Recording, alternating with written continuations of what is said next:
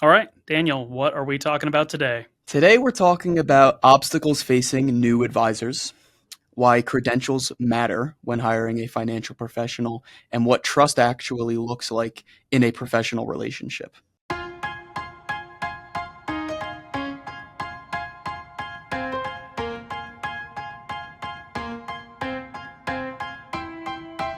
Welcome to the Science of Wealth, where we discuss the science behind financial planning and the art of learning and applying it.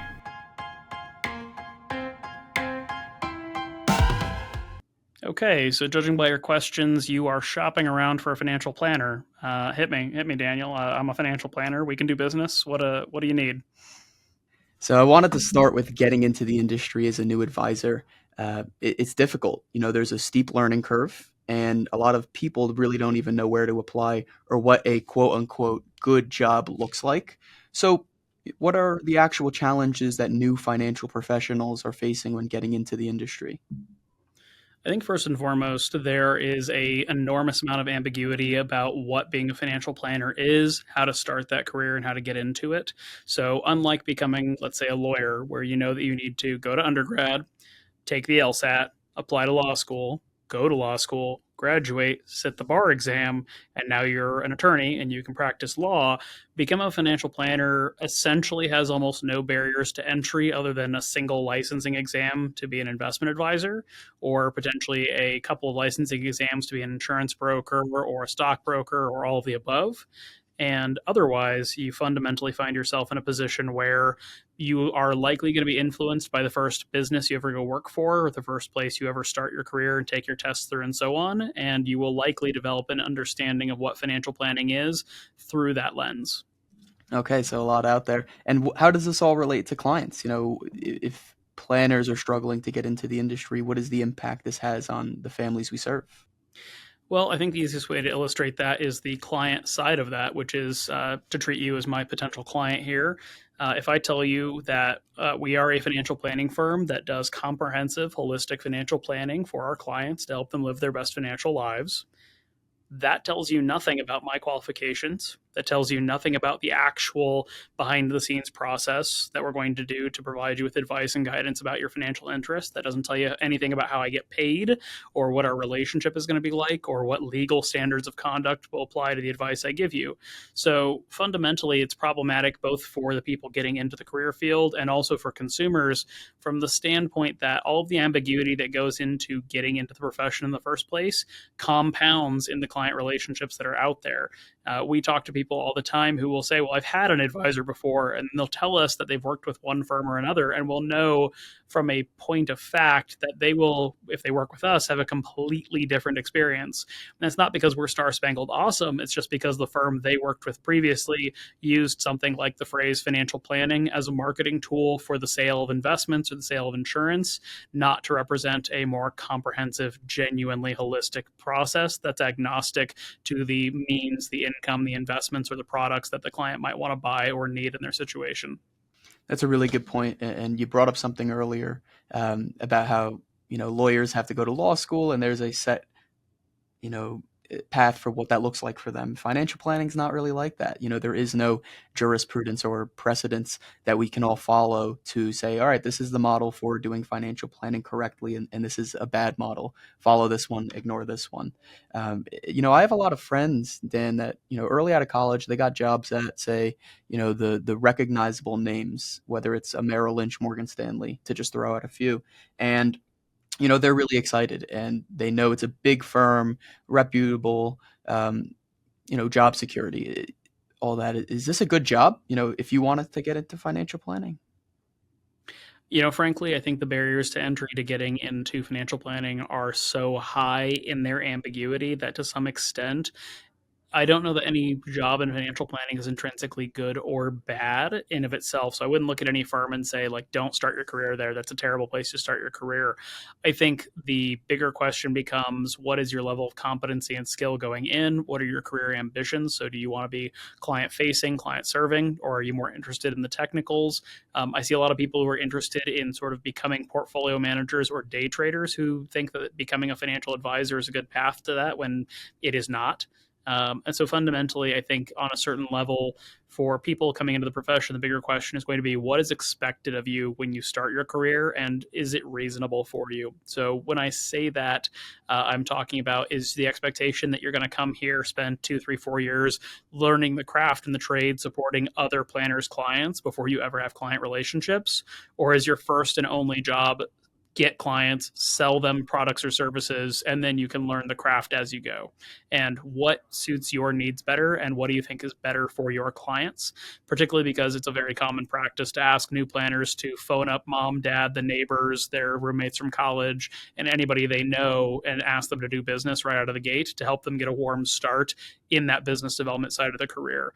And so if you're not comfortable with the products or services this firm offers or is expecting you to sell, then the question becomes not so much, is this a good place to start a career as a financial planner, so much as it is a question of, is this a good place for my friends or my family to do business and receive products or services necessary to help them live their best financial lives? So building on that, one of the things you said in that comment there was how you can start your career under more experienced financial professionals, learning from them and helping them on cases, whether that's in a paraplanner or sort of an associate planner role. How do you look at someone when they're progressing and say, okay, they're ready to move on to the next stage? I think it depends highly on the role they're in. So, I mean, I'll use myself as an example. When I started as a financial planner, I had an MBA, I had a certification and concentration in finance, I'd taken my licensing exams. So I knew basic and fundamental financial things, but I would not be a competent financial planner had I not had a support ecosystem of more senior planners to help me ensure that every piece of advice and guidance I was giving my clients at that time was appropriate for those clients and was going to be correct for those clients. So there's an element where, on one side, if you've got sort of a business development oriented path, it could be okay if you've got the support mechanisms in place to make sure you're doing right by your clients. On the other side of that, though, if you're coming up from a technical development side, then fundamentally it becomes a lot more about, okay, does this person clearly understand enough to have a conversation and an educated conversation with this client? And do we have the support systems in place for this person to succeed if they get overwhelmed? And fundamentally, the way I put that is it's sort of like learning to swim. We put children who can't swim in pools or adults who can't swim in pools, and we start in the shallow end and we let it get deeper and deeper, and we make them swim longer and longer. And at the end of the day, there's very, very little risk to them, right? There's a trainer, there's a lifeguard, there's peers, parents, everybody around to make sure that nothing bad is going to happen. But you do have to put them in a little bit of danger, a little bit of risk, and I specifically mean the planner here or the advisor here. But you need to make sure that they're in a place where no harm will befall their clients as part of their learning and development. So to some extent, I don't think that somebody needs to be 100% ready to start doing the thing. It's much more about having safety mechanisms in place to protect their clients as they start to learn and develop. Speaking on that analogy you used about the lifeguard and the swimmers and letting them quote unquote swim a little bit more when they're doing their training. Sticking with that analogy, do you believe that older, more experienced financial planners have a duty or a responsibility to be that lifeguard to their younger swimmers? If that's the relationship they've established with their peers or with their employees, yes. So, like, if you're just a senior planner at a big firm who doesn't hire new planners or who is not paid to be a trainer or a mentor or who has not volunteered for that type of role, I'd say no, just because it's not actually your job necessarily. But if you're a firm like My Wealth Planners here, where we hire aspiring financial planners and students and folks to become financial planners, we have an obligation to develop you technically, but we also have an obligation to protect your clients over time and make sure that as you become more and more technically proficient, that you don't get out over your skis or that you don't get into the deep end in a place where they're endangered. I think the thing that we have to reconcile is every surgeon has a first surgery, right? Everybody has sort of a first time, and the first time, as long as it's deliberate and planned for and prepared for, almost nothing could go wrong.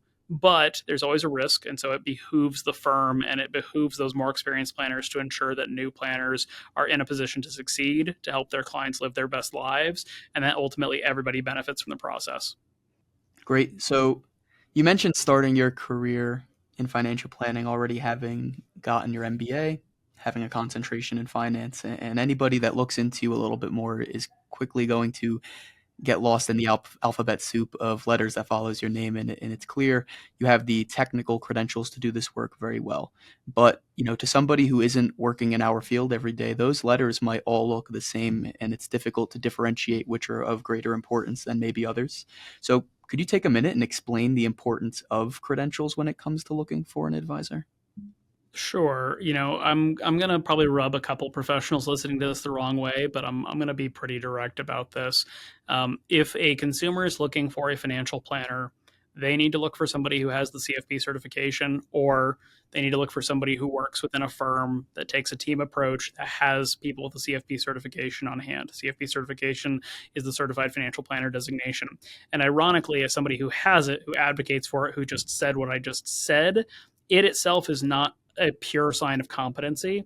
It is, in my opinion, the professional table stakes of competency, right? It is like saying, hey, is your doctor an MD or a DO, right? Does your attorney have their Juris Doctorate? Having the MD or the DO or the JD does not make you a good doctor or a good lawyer. Having the CFP certification does not make you a good financial planner. It is an indicator of barest competence. And so that means that in certain circumstances, you might work with somebody who doesn't have it, and there's a whole variety of reasons they may not have it, but that person should be supported by somebody who does have their CFP certification, or that should have resources to help fill that gap. Otherwise, you are fundamentally just trusting that this person knows what they're doing, and you don't have any way of validating that whatsoever.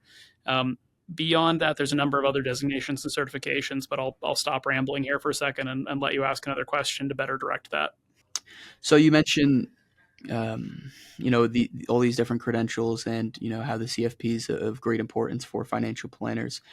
However, it's really table stakes. At best, it really gives you a ticket to the ball game. It doesn't give you a win in the game itself. So how do you measure credentials and competency? If all you can see is the letters behind the name, how do you know if they're actually doing their job well? So this is a really tricky area. This really gets into something called signaling theory, in which we ultimately, as consumers of products, goods, and services, have to rely on the signals that professionals or firms provide us. So signals that a firm like My Wealth Planner sends out, for example, we are fee only. That is a signal that we don't take compensation from other places. That's a signal to an educated consumer that we have less conflicts of interest than a firm that does accept payments from third parties, whether that be commissions or revenue sharing.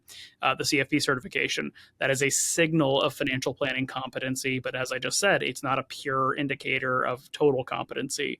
So fundamentally, when you're looking at firms and evaluating firms, or looking at a professional and evaluating it, it behooves you to ask questions. It behooves you to ask, how do you get paid? What is your service model? What is my timeline and my expectation for the services you're going to provide? And the trick here is, this may be the very first time you're consuming financial planning services, the first time you're becoming a planning firm's client. So it can be difficult to assess. But I think in that regard, it also helps to even ask your peers, hey, what signals have you experienced, right? Do you work with a planner? Have you worked with a planner? How are they qualified? How did you vet them? I'm not super bullish on the idea of simply taking a recommendation from a friend or a family member. Hey, work with John. John's great. Because there's tons of people who are getting referred to terrible, incompetent professionals, or predatory professionals. So I wouldn't rely purely on the referral, but I would try to listen to the stories that your peer group, the people you trust, tell about their professional experiences. And frankly, it never hurts to ask for a second opinion before you take the leap, right? That expression of measure twice, cut once. Once you start an engagement with a financial planner, it's a big commitment, regardless of the service they offer, because it will be financially intensive, time intensive, energy intensive.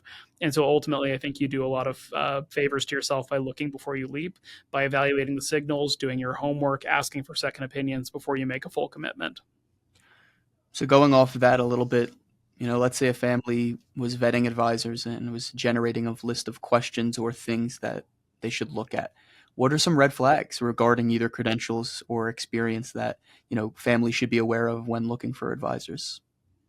I think the first red flag to look out for has already been mentioned, which is, again, are you a CFP professional, or do you work on a team with a CFP professional? If the answer is no, I have immediate reservations simply because there's no signal of competency here. Or at least if there is a signal, the signal is just experience or brand, or they seem really nice. So just that bare credential requirement. I think beyond that, the kind of the questions that come up that become important here. What is your service model? Explain to me what our initial engagement looks like. Explain to me what it looks like over the course of the next 6 months, what it looks like over the course of the first year, what it's going to look like 5 years from now. You need to understand what they're offering. Are they offering short, limited time engagements? Are they offering a comprehensive, ongoing package?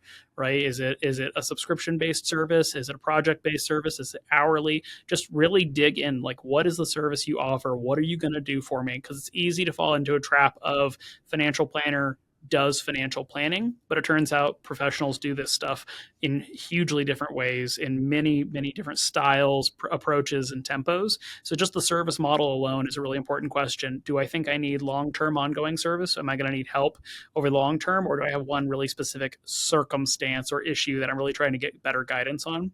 I think the next question to ask then is, how are you compensated for that?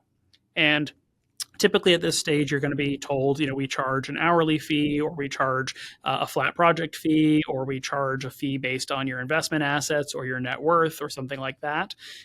You need to then compare how they charge to the service they've described to you, right? Does it seem reasonable? So if somebody says, we charge $2,000 just to build you a plan and that's it, that's probably a pretty reasonable cost. If somebody says they charge $300 or $400 an hour for hourly services, that's probably a reasonable cost. If somebody says we charge, 1% of your investment assets or 0.5% of your net worth for an ongoing service, that's probably a reasonable cost. So you just need to be able to compare the value, right, the services you're expecting to receive to the costs that are being proposed to make sure you think there's a healthy match of those two things for you individually or personally. Beyond that, I think the sneakier question to really get your arms around here is, how are you licensed? What are your licenses? Right. And then understanding the different types of licenses and what that truly means, which we could talk about here in a minute if we'd like to. And then understanding from that, how does that affect your compensation? How does that affect your firm's compensation? Because those are not necessarily synonyms, right? There can be different ways that the planner is compensated versus the firm is compensated. And then can you write all of this down for me? Right, everything you've told me here, can you write it down, disclose it to me in writing, so that I have a copy of it that I can refer to in the future? And if you have any discomfort with any step of the conversation, it's okay to walk away. There are plenty of financial planners out there. Keep shopping, keep searching until you find what you feel is a really good fit that you have really strong trust and confidence in. I do want to touch on that last point you made a little bit there about specific licenses, because as someone who works in this industry every day, we know the difference between, this license versus that license, and what that allows you to do or sell. Can we talk about that a little bit for the people who might not have that good of an idea of what certain licenses entail? Sure. I'm going to describe this in what I would call the lowest to the highest burdens.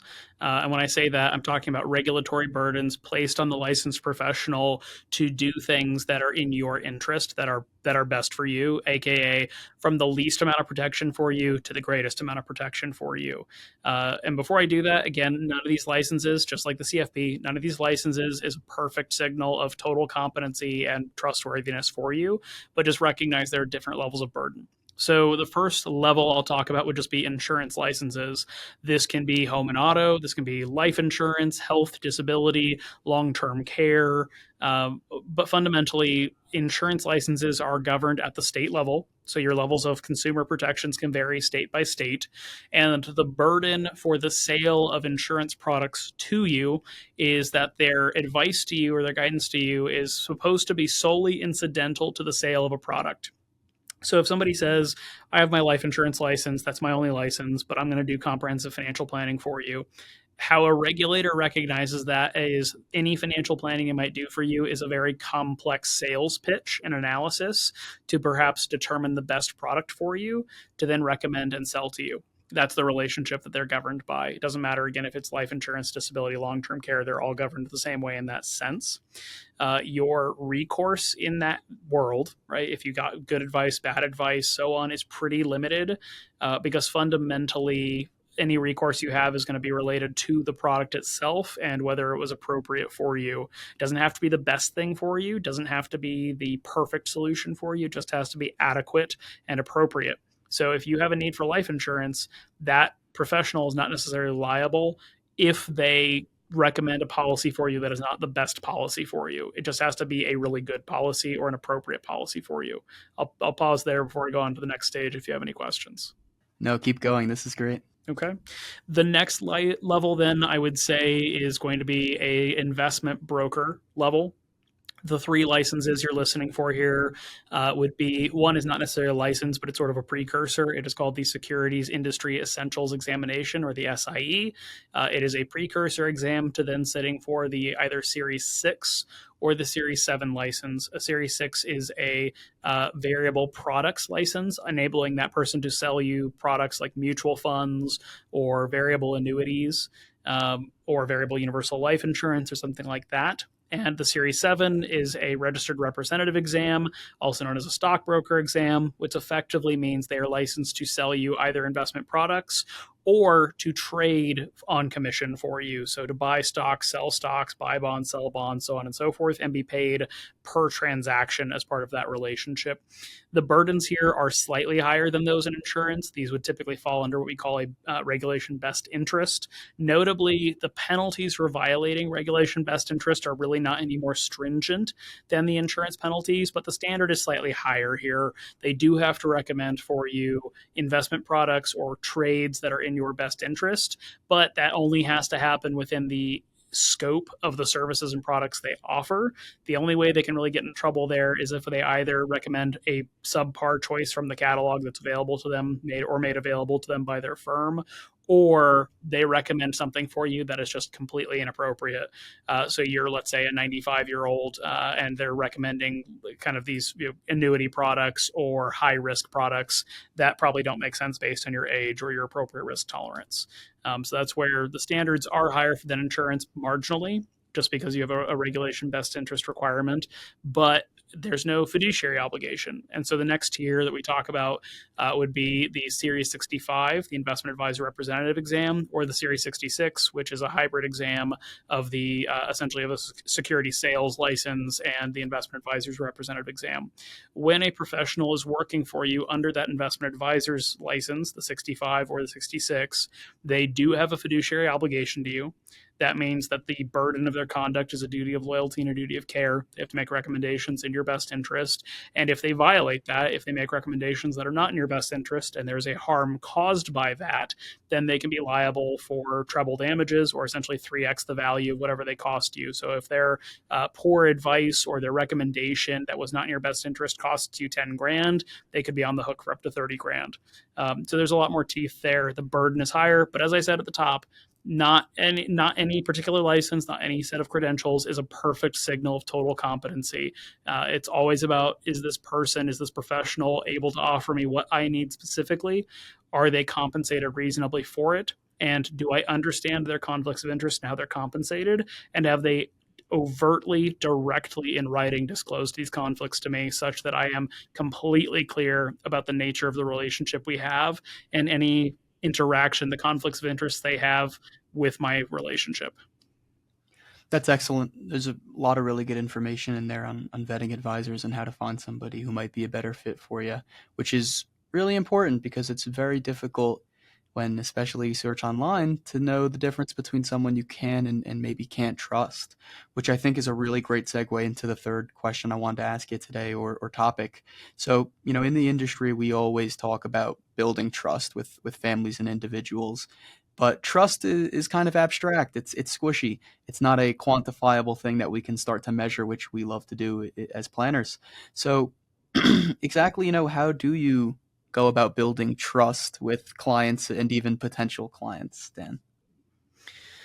I mean, trust is earned.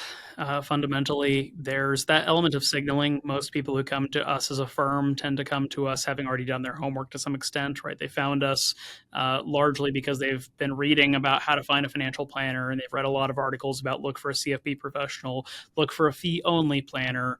Here are different kind of reliable databases that tend to have good planners in them, and here's how you can search for it. Or people have been referred to us, and so there's sort of a trust from their existing relationship. The question of how to build trust is an interesting one because there's a lot of research that shows that the cost of building trust adversely affects clients. But at the same time, the cost of trusting the wrong person is substantially greater. And so fundamentally, those signals become sort of an entry point. It's what starts the conversation. Hey, I Googled fee only CFP professional near me, and you're who came up. So I already have some trust from those signals, but now we need to build the relationship. I think from a consumer standpoint, how you think about building trust with the planner, do yourself a favor and just pay attention to what the planner is asking you about. Are they asking you about means, or are they asking you about outcomes? So, for example, when we have conversations with potential clients, sometimes people come in, they sit down at the table, they say hi, and they start to sort of word vomit everything about their personal finances. I've got a 401k and an annuity, and we've got a 529 for our kids, and this and that and that and this. And I'll tell you, as a financial planner, that's all relevant information. And if you had just let me talk first or speak first in that moment, I wouldn't have asked you about any of it. Because when I start to have a conversation with a potential client, if I can get the first word in, if I can drive the conversation, what I want to know is, who are you? What is it that you think you can accomplish by engaging me as a professional? How do you think if we work together, can make your life that much better? Right? How can I improve your circumstances? And so that's sort of the thing to pay attention to as a consumer is, if the planner is driving the conversation, if you just let them ask the question first, is their question about, hey, what do you got? Or is their question about, what do you want? What are you attempting to accomplish this process? And that entire first conversation ideally should just be about getting to know the planner getting to know you, and both of you making a fair and balanced assessment of, can this planner do what I need them to do? Do I trust them to have a deeper conversation about my situation, about my finances, about my resources or my liabilities or whatever is in play? And in turn, are they spending this whole conversation getting to know me personally in the absence of a direct interest in my net worth or my income or something like that? I think that's where we build trust, is in that first conversation in particular. I think it behooves the planner to really focus on getting to know this potential client as a person, as a family, right? As an individual who has ambitions and dreams and worries and hopes.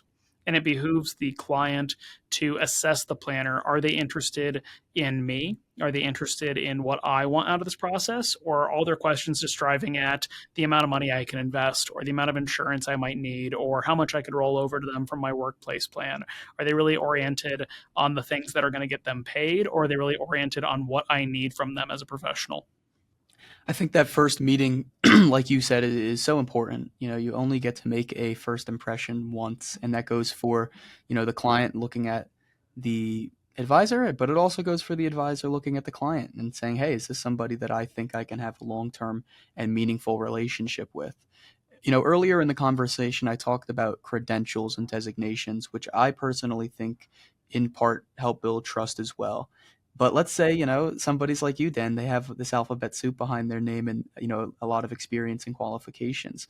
As a financial planner, how do you effectively communicate these qualifications and experience to potential clients in a way that's going to build trust, but not come across almost as boastful? I think the funny thing is the more you talk about yourself as a planner, the worse of a job you're doing. Your experience should speak for itself. Your knowledge should speak for itself. If a client's asking you, hey, do you have experience in this? You should be honest, right? I know about this, or I don't know about this. I have an education or credentials that support this, or I don't. I work with clients who've had this problem before, or I've never seen this problem before. I think if you spend the whole meeting saying, well, Mr. and Mrs. Client, I am a certified financial planner who is also an accredited investment fiduciary and a chartered financial consultant, and so on and so forth. You're bragging, and those are signals, right? And that might help the client assess your competency. But people tend to make decisions emotionally. And from that standpoint, the question is, does bragging about yourself build trust, or is it just bragging? I think, in the sense of being competent and being an ethical professional, most consumers are not in a good position to assess your qualifications, very much in the same way that you or I would have a very hard time assessing the qualifications of a surgeon. You are a doctor, you work at a hospital, you are in the surgical department. That's all I got, right? And if you have fancy letters behind your name, I can Google, but I don't really understand the value of those letters. It's not my world, it's not my domain. At a certain point, I can poke and prod and ask questions, but I sort of just have to trust and rely that you are a competent professional. So I think asking questions that help build trust as a consumer is much more valuable than as a financial planner just trying to sort of insert credentials into the conversation. Trust is one of these things that almost compounds. You meet with somebody this year, and through being dependable and consistent and credible over years, you can build and increase that trust. But for advisors or new folks getting into the industry, what advice would you have to them if they wanted to build trust and a trustworthy practice with clients?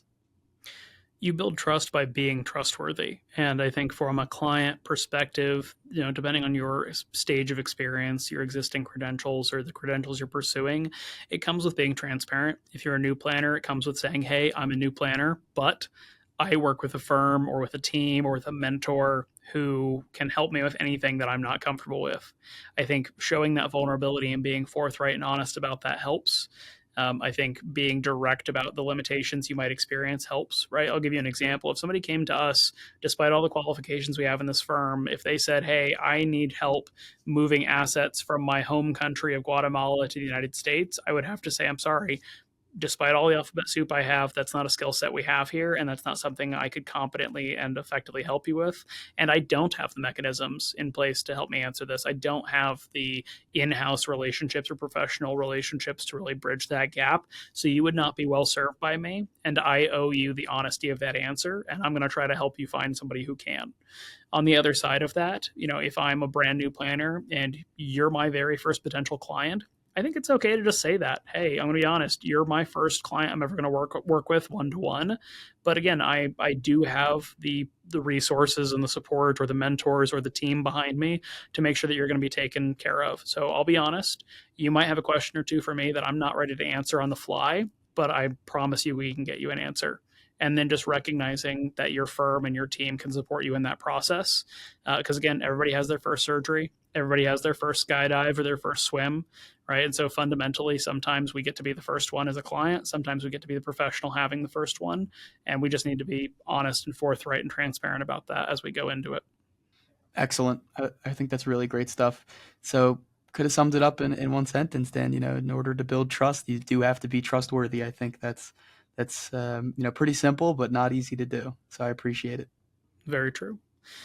Well, you've been on back-to-back weeks here, so I'll give you a little bit of a buy in asking you what you've learned in the past week. But if you have a lesson or an insight you'd like to share with the audience, feel free. I'm going to stick to the clients for this one. I think financial planning, almost like anything else, is one of these things that you get out what you put in. And we have a lot of clients that are heavily engaged and committed to the process. And then we also have clients or even potential clients who come in, they, like you mentioned, they haven't done any research. Their questions or maybe lack thereof aren't going to actually benefit them significantly in any way. And, as planners, we do our homework for every meeting. And I think one of the things I've realized is the clients that do their homework tend to have better and more meaningful relationships. So for the potential clients out there, I think doing your homework and putting the effort in on your end will make the relationship that much better for you and your finances long term. 100%.